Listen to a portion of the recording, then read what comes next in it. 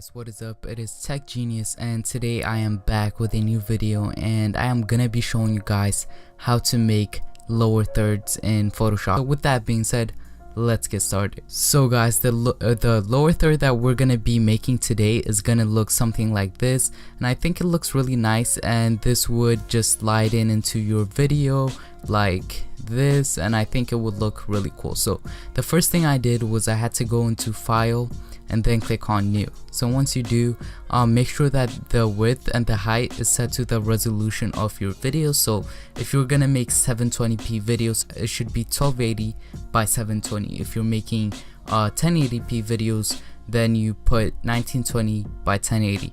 And plus, if you make like 4K videos, you can set the resolution at 4K.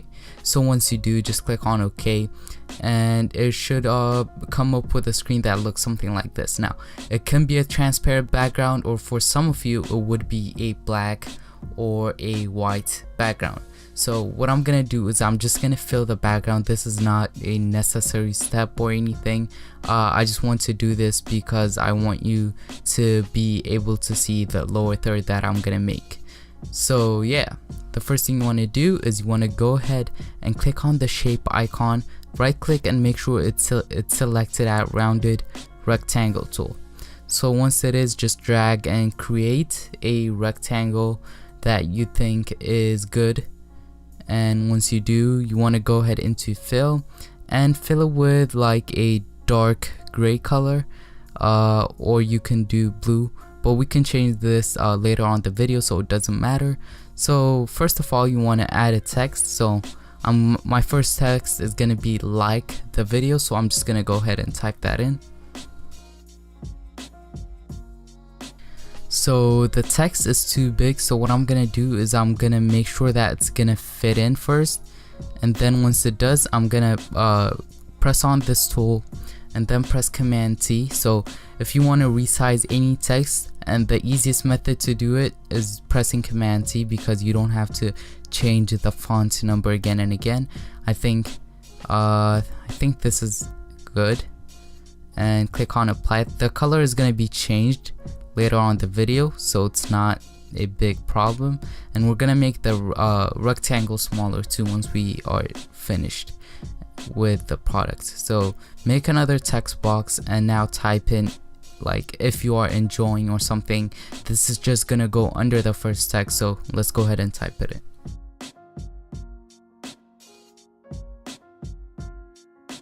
So once you type it in, again, you can press Command T on Mac. I think it's Control T on Windows, and you can resize the text and make sure it is really small. So it doesn't have to be really small, just make sure it's smaller than the first text, and it's gonna go under the first text. So I think it's looking really nice now. So what we're gonna do now is we're gonna go ahead into the blending options for the first text. So right click on it, go into blending options, and go into gradient overlay. So this is the gradient that we want, and to get this, all you have to do is once you press on gradient overlay, you want to click on the gradient and make sure you click on the first color, double click, and make sure it's almost at a white color but not too white. It's a gray, it's like a metallic kind of color. It's gray, and like for the second one, you're gonna pick a dark gray, and it's gonna give it this metallic effect. And then you're gonna add a an inner glow. And so let me show you what this inner glow is. The settings for this inner glow: make sure the color is white for this one, and the opacity is almost like at 100 or something. Doesn't really matter. So what we're gonna do is decrease the size, and then you're gonna increase the choke. So like leave the choke here and decrease the size, and what this gonna do is it's gonna give it like this choke kind of effect, and it looks really cool, as you can see. And once you are happy with your text, you can press OK, and I think it's looking really nice now. Now we're gonna have to go into the blending options for the second text, and we're gonna add a gradient overlay, but for this one we're gonna add color to it. So click on it, and you can go with any kind of color you want. I'm just gonna go with a blue color, so like a light blue for the first one, and like you can select any color that you are happy with, and I think this looks cool. When it's mixed together, they look cool, and you can reverse it if you want.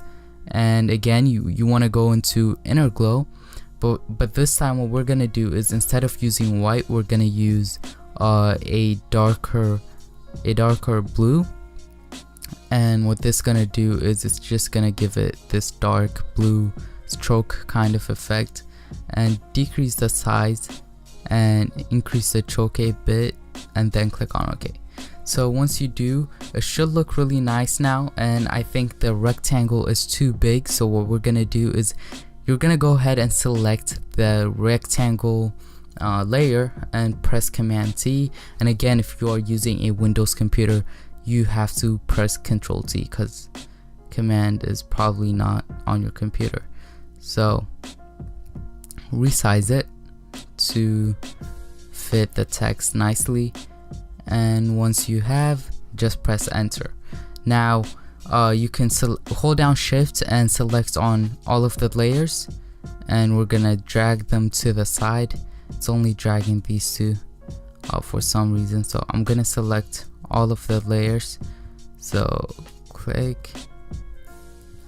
So 2,000 years later. Yeah, so guys, I have moved the text, and now what I can do is I can just go ahead, and I think these two are a bit offside. Yeah, so now I think it looks really nice. Now what I'm gonna do is I'm gonna add a like button, and how I can do this is I can just go into my web browser and make sure every time that you are searching for something like for a thumbnail or something, make sure to include PNG at the end, because you don't want it to have a background, you want it to be transparent. So search for like button PNG. So once you search for it, there's lots and lots of thumbs up buttons. I mean, you can go with any of them, you can go with any of them that you like. I'm just gonna go and select YouTube thumbs up buttons, and it's gonna show me some for YouTube. So I think I'm gonna go with this one, so I'm gonna see you guys when I import it into Photoshop. So guys, I have imported the thumbs up button into Photoshop, but as you can see, it's too big. So again, you can press Command T on Mac and Control T on Windows and resize it to the best size. Make sure it's the same size as the rectangle. So hold down the shift key and resize until it's at its best size. So I think we can press enter now, and what we're gonna do is you can just zoom in because it's snapping a lot. So I'm just gonna zoom in, and now it's looking really nice. But what we can do now is go into the blending options for the thumbs up button, and we can add a gradients overlay for this if we want to, and add an inner glow just like we did for the text. But for this one, if you want, you can go with the same color that you did for the rectangle, like a gray color, but if you don't, you can go with this, and I think it's looking really nice now. And to export this, what you have to do is make sure you delete the background, and it's a transparent background because we don't want the background to show up in our video.